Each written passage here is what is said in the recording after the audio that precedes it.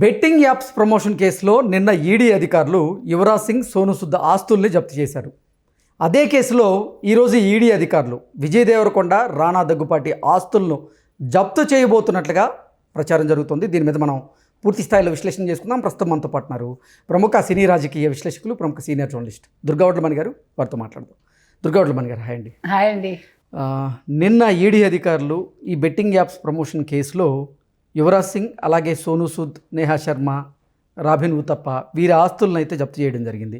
ఈరోజు విజయ్ దేవరకొండ, రాణా దగ్గుబాటి మరికొంతమంది ఆస్తులను కూడా జప్తు చేయబోతున్నారనేటువంటి ప్రచారం జరుగుతుంది. దీని మీద మీ విశ్లేషణ ఏంటండి? అంటే ఇంతకాలానికి ఎన్ఫోర్స్మెంట్ డైరెక్టరేట్ సరైన నిర్ణయాలు తీసుకుంటుంది. అంటే వీళ్ళు చాలా సెలబ్రిటీలని కానీ లేకపోతే పెద్ద నటులని కానీ చూడకుండా ముందు వాళ్ళ ఆస్తులను జప్తు చేశారు అంటే ఇది కొంచెం మంచి పరిణామంగా తీసుకోవాలి. ఎగ్జాక్ట్లీ. అంటే అసలు బెట్టింగ్ యాప్స్ సమాజాన్ని ఎలా పట్టి పీడిస్తున్నాయి, కుటుంబాలు ఎలా చిన్నాభిన్నం అవుతున్నాయి అనేది కళ్ళ ముందు కనపడుతూ ఉంది. ఎగ్జాక్ట్లీ.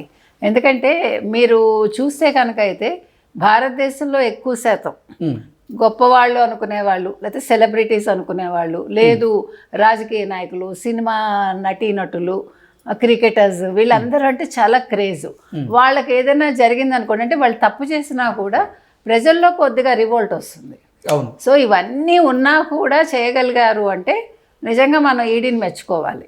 అయితే ఇది ఇక్కడితో ఆగిపోతుందా? ఇంకా ఇందులో మీరు చెప్పిన 4 పేర్లు కాకుండా ఊర్వశీ రౌతాల వాళ్ళ అమ్మగారు ఉన్నారు, తర్వాత బెంగాల్ నటుడు ఒక అతను ఉన్నాడు, తర్వాత తృణమూల్ కాంగ్రెస్కి చెందిన ఒక రాజకీయ నాయకుడు ఉన్నాడు. ఇలా చాలా మంది ఆస్తులను అయితే జప్తు చేశారు. ముఖ్యంగా సోను సూదును, ఇతను ఎవరు, యువరాజ్ సింగ్ది 7.93 కోట్లు జప్తు చేశారట. గతంలో కూడా శిఖర్ ధావన్ అండ్ సురేష్ రైనావి వాళ్ళకి సంబంధించి, వాళ్ళు మనీ లాండరింగ్కి సంబంధించి 11.11 కోట్లతో అది కూడా జప్తు చేయడం జరిగింది.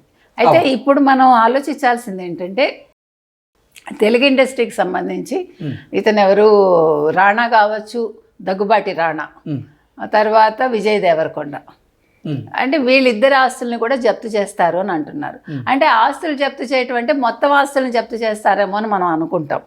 కాదు, అంటే వాళ్ళు ఎంత మేరకి వాళ్ళు ఈ బెట్టింగ్ యాప్స్లో పాల్గొని వాళ్ళు ఎంత సంపాదించుకున్నారో, ఎంత మనీ లాండరింగ్ చేశారో అంత మేరకే వాళ్ళ ఆస్తుల్ని జప్తు చేయడం జరుగుతుంది అనేది మనకు అర్థమవుతుంది. కాబట్టి ఇవాళ విజయ్ దేవరకొండ మరి అంటే అతను ఆఫ్ లేట్ చూసుకుంటే చాలా రిచ్గా తయారయ్యాడు అతను. మనం మంచిగా ఇల్లు కట్టుకోవటం కావచ్చు, చాలా ఆస్తులు సంపాదించుకోవటం కావచ్చు.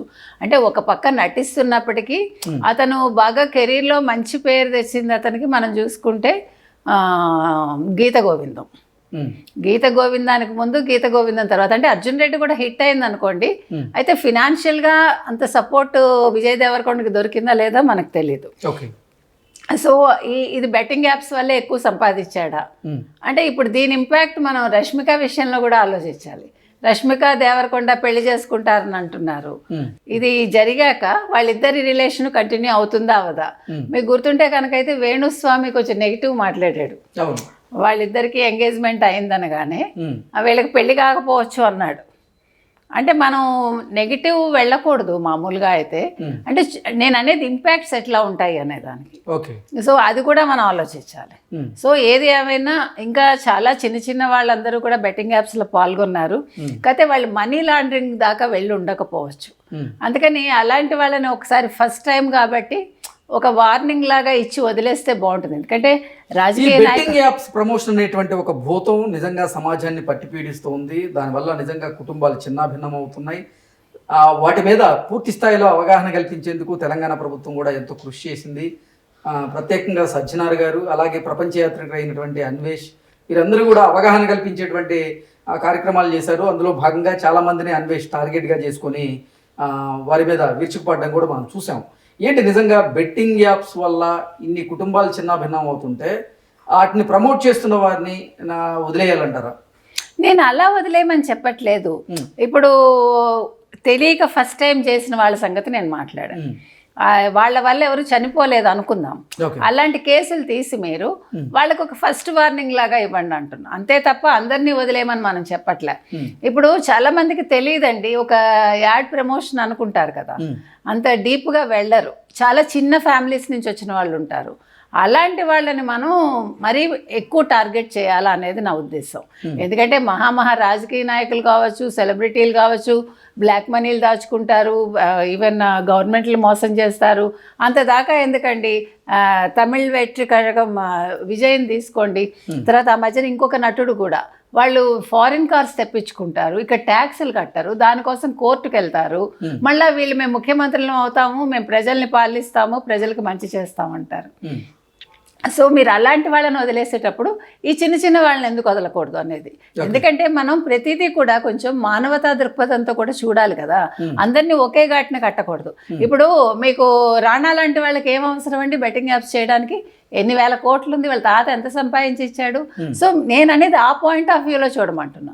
ఇప్పుడు విజయ్ దేవరకొండ ఉన్నాడు అనుకోండి, విజయ్ దేవరకొండది కూడా ఆలోచించవచ్చు కొద్దిగా, అంటే 100% అతనికి శిక్ష వేయాలా వద్దా అనేది.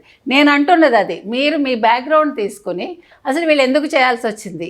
ఇప్పుడు మీకు రాబిన్ హుడ్ లాగా అనుకోండి, ఇప్పుడు అంటే వీళ్ళు సంపాదించి కొంచెం దానం చేశారా, లేదు వీళ్ళకి తెలియక చేశారా, చాలా కోణాలు ఉంటాయి కదా.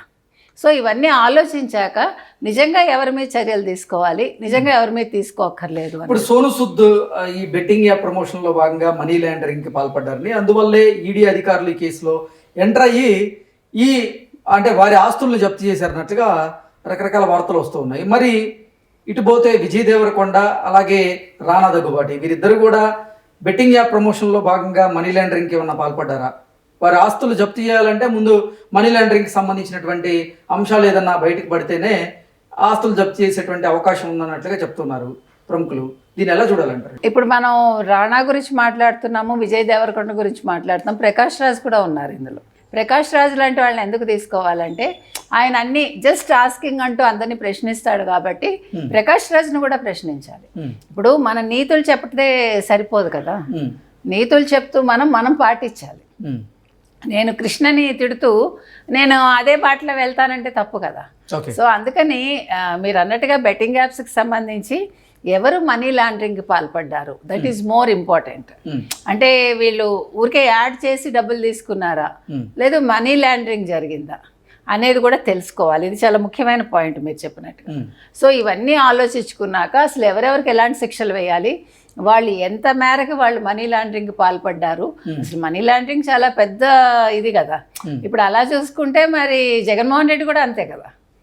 సో ఇక్కడ మనం ఎవరిని తప్పు ఒప్పు అనేది ఒకళ్ళకి తప్పైంది ఇంకొకరికి ఒప్పు కాదు. సో ఆ పాయింట్ ఆఫ్ వ్యూలో చూసి శిక్షలు వేయాలని మనం చెప్తున్నాం. ఓకే, ఇప్పుడు విజయ్ దేవరకొండ అలాగే రానా దగ్గుబాటి వీరి అంశాల్లో ఏం జరగబోతుందంటారు? అంటే వారి ఆస్తులు జప్తు చేసేటువంటి అవకాశం ఉందా, లేదంటే మళ్ళీ విచారణకు పిలిచేటువంటి అవకాశం ఉందా? ఏం జరిగేటువంటి విచారణకి ఎలాగా పిలుస్తారు, అయితే మనీ లాండరింగ్ జరిగితే మాత్రం ఖచ్చితంగా ఆస్తులు జప్తు అయితే చేస్తారు. ఓకే ఓకే అండి, థ్యాంక్ యూ.